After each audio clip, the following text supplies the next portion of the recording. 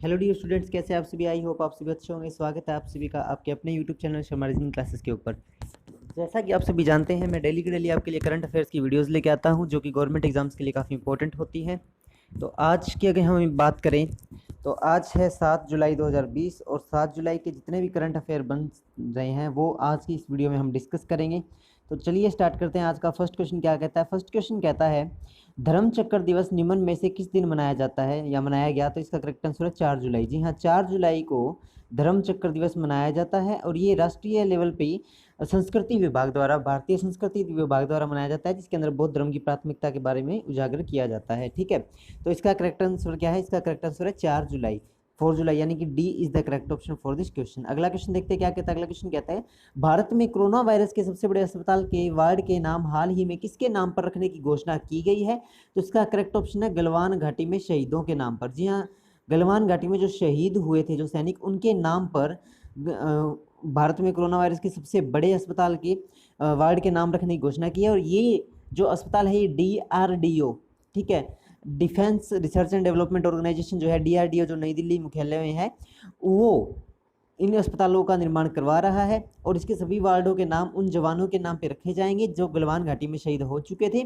और इस अस्पताल की जिम्मेदारी और इसकी मेंटेनेंस वगैरह सब जो है वो जिम्मेदारी है किनकी, ITBP के 2000 जवानों की। जी हाँ, ITBP के 2000 जवानों को रिस्पॉन्सिबिलिटी है इस अस्पताल को मेंटेन करना। ठीक है, अगला क्वेश्चन देखते हैं। अगला क्वेश्चन क्या कहता है। अगला क्वेश्चन कहता है न्यूजीलैंड में क्रिकेट टीम के किस बल्लेबाजी कोच ने हाल ही में अपने पद से इस्तीफा दे दिया है।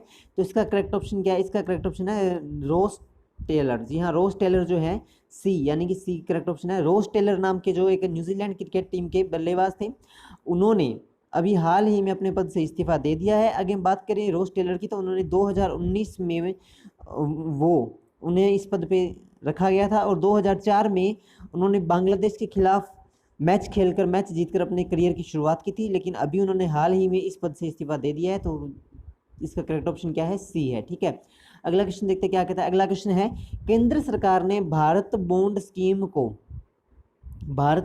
को किस तारीख से फिर से शुरू करने की घोषणा की है। तो इसका करेक्ट ऑप्शन क्या है। इसका करेक्ट ऑप्शन है 14 जुलाई। जी हाँ, भारत बॉन्ड स्कीम, ठीक है, ये जो है भारत बॉन्ड स्कीम जो है वो 10 साल, इसकी दो पॉलिसीज हैं। एक पॉलिसी 3 साल की है, दूसरी पॉलिसी 10 साल मेच्योरिटी की है। इसकी दो मेच्योरिटीज है, 3 साल की और 10 साल की। और इसकी शुरुआत, इसकी जो आरंभ है वो दिसंबर 2019 में किया गया था। अब इसकी पहली पॉलिसी दिसंबर 2019 में हुई थी और दूसरी स्कीम जो है, ठीक है, दूसरी जो क्लिप है वो 14 जुलाई को होगी, जिसके अंदर 14,000 करोड़ रुपए की राशि की घोषणा की गई है। और इस तरह के बजट का सरकार अपने राजकोषीय घाटे को पूरा करने के लिए इस्तेमाल करती है। ठीक है, यानी कि जो भारत बॉन्ड स्कीम है उसका इस्तेमाल किस लिए होता है, जो गवर्नमेंट स्टोर है, ठीक है, GS यानी गवर्नमेंट स्टोर है, यानी कि जो राजकोषीय घाटा है, सरकार के पास जो पैसे की कमी है उसको पूरा करने के लिए इस तरह के बॉन्ड बनाए जाते हैं केंद्र सरकार की तरफ से। ठीक है, तो अब इसकी अगली जो घोषणा है वो कब की गई है, 14 जुलाई को। ठीक है, करेक्ट ऑप्शन इसका क्या है, ए है। अगला क्वेश्चन देखते हैं क्या कहता है। अगला क्वेश्चन कहता है केयर रेटिंग्स ने वित्त वर्ष 2020-21 के लिए भारतीय अर्थव्यवस्था को कितने प्रतिशत तक सिकुड़ने का अनुमान लगाया है। तो इसका करेक्ट ऑप्शन क्या है, 6.4%। जी हाँ, सी इसका करेक्ट ऑप्शन है। 6.4%, यानी 6.4% जो है भारत की जो GDP है और भारत की जो अर्थव्यवस्था है वो सिकुड़ने का अनुमान लगाया है केयर रेटिंग्स ने।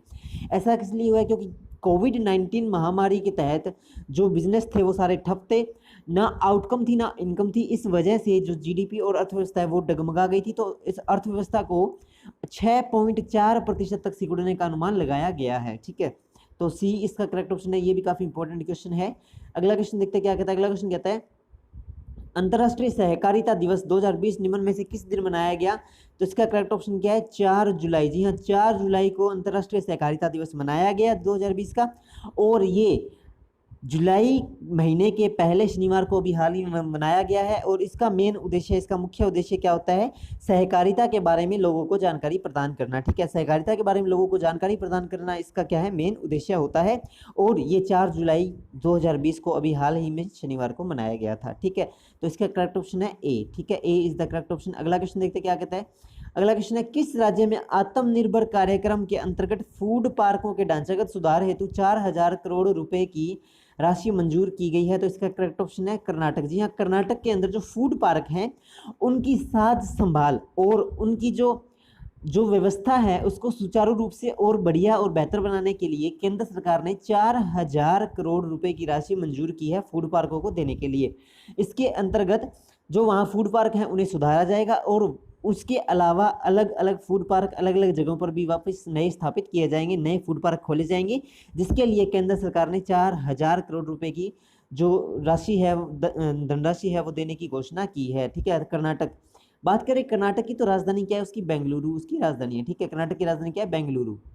अगला क्वेश्चन देखते हैं क्या कहता है। अगला क्वेश्चन कहता है किस राज्य सरकार ने एक मेगा वृक्षारोपण अभियान पौधे लगाओ पर्यावरण बचाओ को लॉन्च करने का निर्णय लिया है? तो इसका करेक्ट ऑप्शन है दिल्ली। जी हाँ, दिल्ली। और दिल्ली क्या है? भारत। अब आप देखो दिल्ली क्या है, एक प्रदूषित स्टेट मानी जाती है ना। जैसे दिल्ली में क्या है, प्रदूषण ज़्यादा होता है, तो इसको देखते हुए वहाँ की दिल्ली सरकार ने ये फैसला लिया है कि वो एक अभियान चलाएंगे वृक्षारोपण। वृक्षारोपण का मतलब होता है पेड़ों को लगाना। ठीक है, वृक्षारोपण में अभियान चलाएंगे जिसका नाम है पौधे लगाओ पर्यावरण बचाओ। इसके तहत लोग पौधे लगाएंगे और पौधे लगाने के लिए एक दूसरे को प्रेरित करेंगे। इसके अंदर सभी लोग शामिल होकर पर्यावरण को बचाने के लिए अपनी प्रेरणा और अपनी शपथ लेंगे। तो ये पर्यावरण को सुरक्षित रखने के लिए काफ़ी अच्छी मुहिम है पौधे लगाओ पर्यावरण बचाओ को।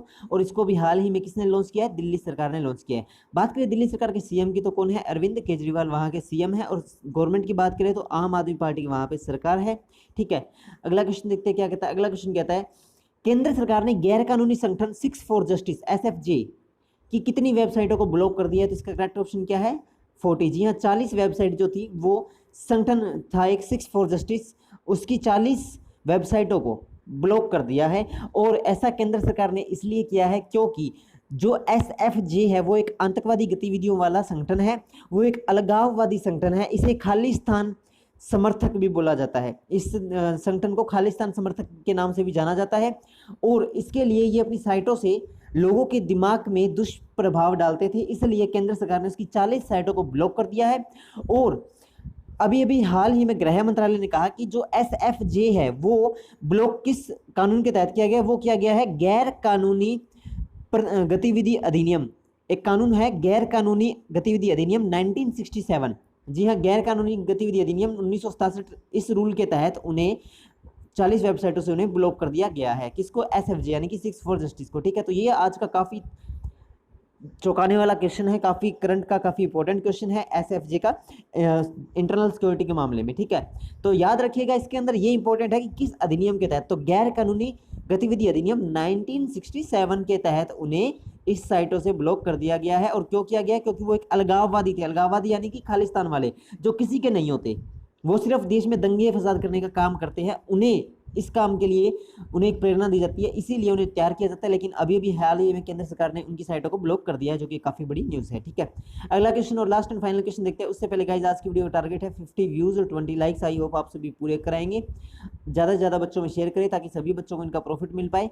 और चलिए आज का लास्ट क्वेश्चन देखते हैं क्या कहता है। निम्न में से किस अफ्रीका देश में पिछले 2 महीनों में 350 यानी कि 350 से अधिक हाथियों की रहस्यमय तरीके से मौत हो गई है? तो इसका करेक्ट ऑप्शन है बोत्सवाना। जी हाँ, बोत्सवाना एक जो देश है अफ्रीका के, वो वहाँ पे 350 हाथियों की अभी हाल ही में एक रहस्यमय मौत हुई है। उसका किसी को पता नहीं लगा कि वो कैसे मारे गए हैं, बट इतने सारे हाथियों का एक साथ मारे जाना काफ़ी शॉकिंग न्यूज़ है।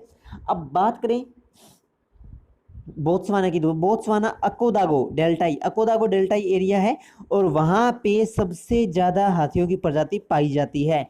तो वहाँ पे सबसे ज़्यादा हाथियों की प्रजाति पाई जाती है और वहाँ पे भी हाल ही में 350 हाथियों की मौत हुई है, जो कि एक रहस्यमय तरीके से हुई है। अभी उस पर रिसर्च चल रही है कि वो किस तरह से मौत हुई है और क्या उसके पीछे कारण है। तो ये थे आज के इंपॉर्टेंट क्वेश्चन। आई होप आप सभी को पसंद आए होंगे, समझ आए होंगे। वीडियो अच्छी लगी हो तो लाइक तो बनता है, एक लाइक। और गाइज नीचे कमेंट में भी कुछ लिखा करो। ठीक है, आपकी कोई क्वेरीज हो, आपका कोई क्वेश्चन हो, या आप कोई क्वेश्चन में कुछ अपनी राय देना चाहते हो, वो भी आप उसे लिखा करो। तो मिलते हैं नेक्स्ट वीडियो में, तब तक के लिए thanks for watching, bye bye, take care, Jai Hind, जय भारत।